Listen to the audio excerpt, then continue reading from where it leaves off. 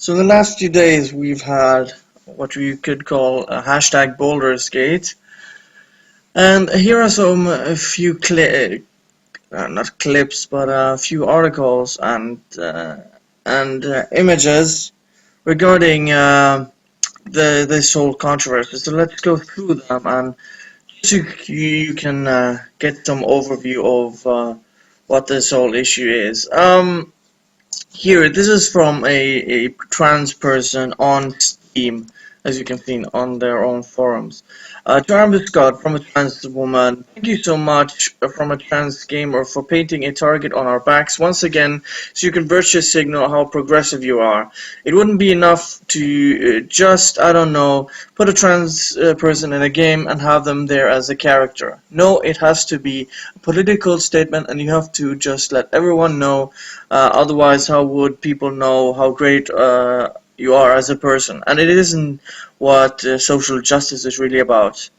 No, seriously, I'm actually starting to wonder that. This is the bloody summers around thing all over again.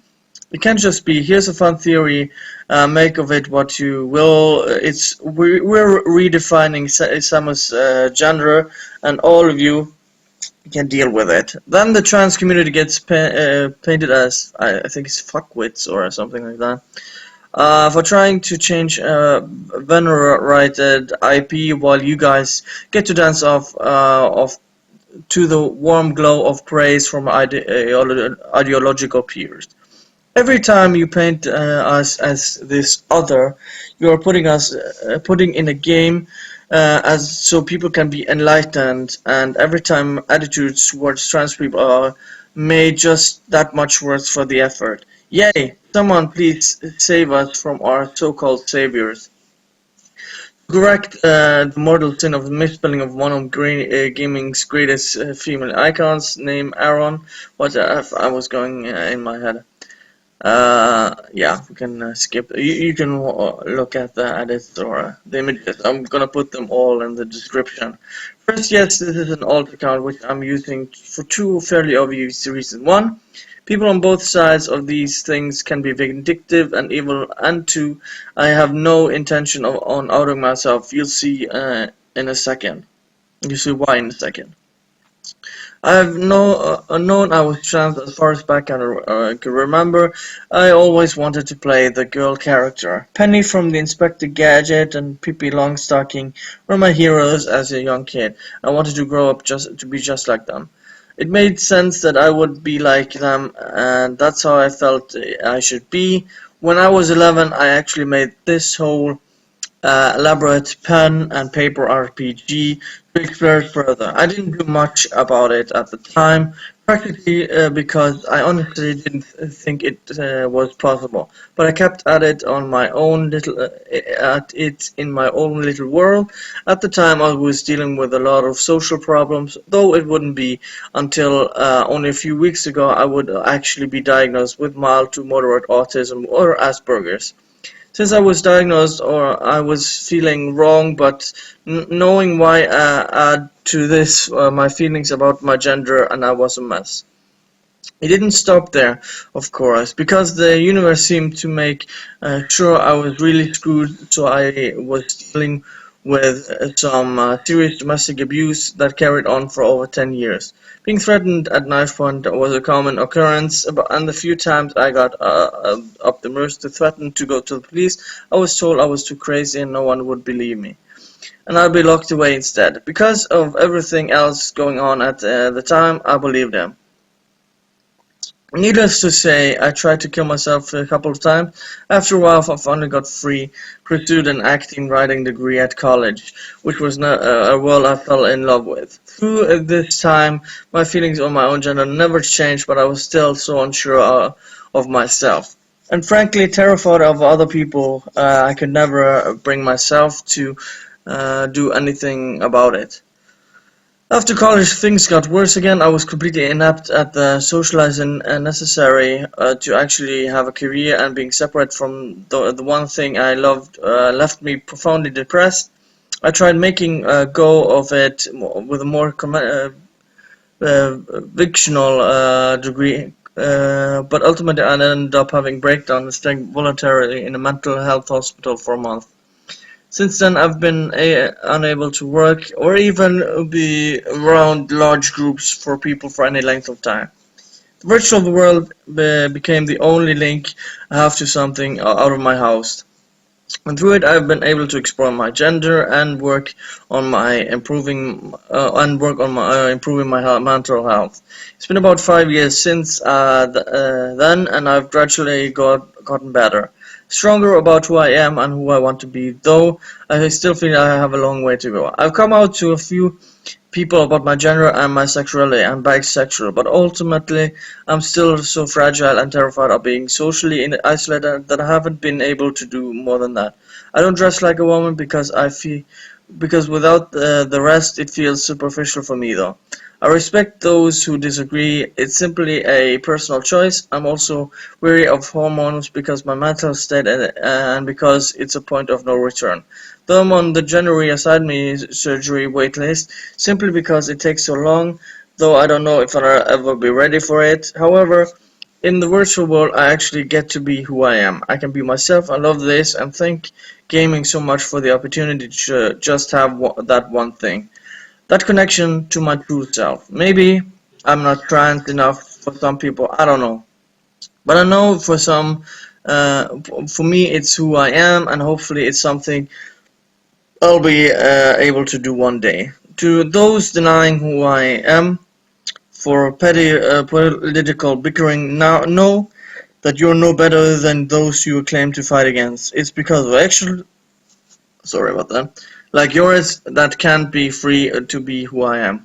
That's whole long and short of it. Do with it what you will. Yeah, so a trans person, of course, someone only speaking for themselves, um, going against Amber Scott and what they did with that game. So looking at this, and it's getting also negative reviews due to the trans character. We can go over this article. It's not that long.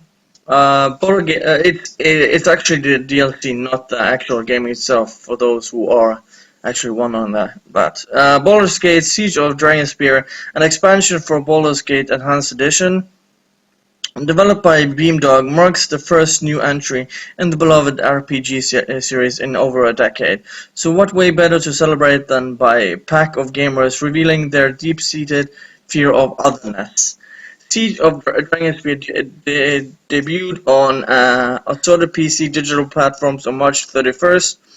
The expansion adds 24 hours of new content ranging from 17 new areas and 4 new companions, to the option to import your characters from a base game as well as new class, the Shaman, who can summon monsters to his aid. Another addition and a major point of contention for some players is the presence of Messina, an NPC who reveals that she was born and raised as a boy but later gave herself a new name after realizing she was meant to be a woman. The revelation occurs during a dialogue with Messina, who provides players with her backgrounds if asked. And that's the key phrase, if asked. I would like to start out by saying I don't hate gays and transsexual in any way. What I do care about is when this is shoved down my throat and I'm forcing to mingle with it instead of letting me discover it for myself. Another user chimed in by asking Beanbah, please keep your ideology out of your classic game. Don't force us to go into controversial topics. We are trying to escape that trap. Misena doesn't flaunt her orientation, and to be fair, Siege of Dragonspear is a brand new expansion, not a port of or a remaster of a classic game with altered content. A few clicks of the dialogue tree that shows the player's willingness to learn more about the origin of her name. Misena will tell you how she created it from hodgepodge of syllables gathered from various languages to show the truest reflection of who I am. Amerscott, writer and creator of Dragonspear, responded to critics saying that it is her purview to decide who and what to write about. I don't like writing about straight cis white people all the time. It's not reflective of the real world. It sets up, I don't even know what that means, as a normal baseline from which other characters must be added. It's boring. I consciously add as much diversity as I can to my writing. I don't care if people think that's forced or fake. I find choosing right from straight default just as artificial. I'm happy to be an SJW, social justice warrior, and I hope to write many social justice games in the future that reach as many different types of people as possible. Everyone should get the chance to see themselves reflected in pop culture. There's some concern from the Beamdog camp that the onslaught of negative reviews, which as of this run have mirrored Siege of Dragonspear's rating on Steam, Metacritic, and other outlets, may hinder the success of future Baldur's Gate games. Teamdog founder Trent Oster asks players who are enjoying the game, please consider posting a positive review to balance out the loud minority which is currently painting a dark picture for the new players. Just to say something right here, it's not a minority if a lot of people are giving it negative reviews. And the first, I don't like writing about straight white, oh, that's what it means, straight white cis. Straight white cis people all the time. And I consciously add as much diversity I can to my writing. I don't care if people think it's forced or fake. That's exactly what it is. You're adding characters for some reason, or because of your ideology, nothing other than that. You're adding token characters, and with lazy writing, you're doing that. So let's continue. And these are the people that Amber Scott is trying to sell to, instead of the real gamers, the hardcore gamers that actually buy games. Why are GGers tolerated on this board? Gamergate is a hate and harassment group, and yet people who identify as them or support them are given free rein on this forum. Not to mention they are allowed to attack the new Baldur's Gate expansion and insult the dev team merely because they included trans character in the expansion or had a woman on their writing team. They should be removed from this forum. Hate speech and spamming are against the TOS to begin with. And if you look at the comments, it gets blown the hell out. Why are you allowed on this board when all your thread is designed to be antagonistic? Yeah, pretty much. Because this is not North Korea, deal with it. Probably because ban-happy SJWs haven't figured out a way to convince Steam to bite the hand that feeds them. Bigot noun, a person who is intolerant towards those holding different opinions. You can usually spot them. They are the ones calling for the banning removal of those who hold a different view of points.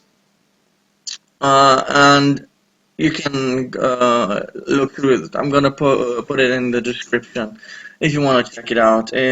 Pretty much this person gets blown the hell out, and these are the people Amber Scott is trying to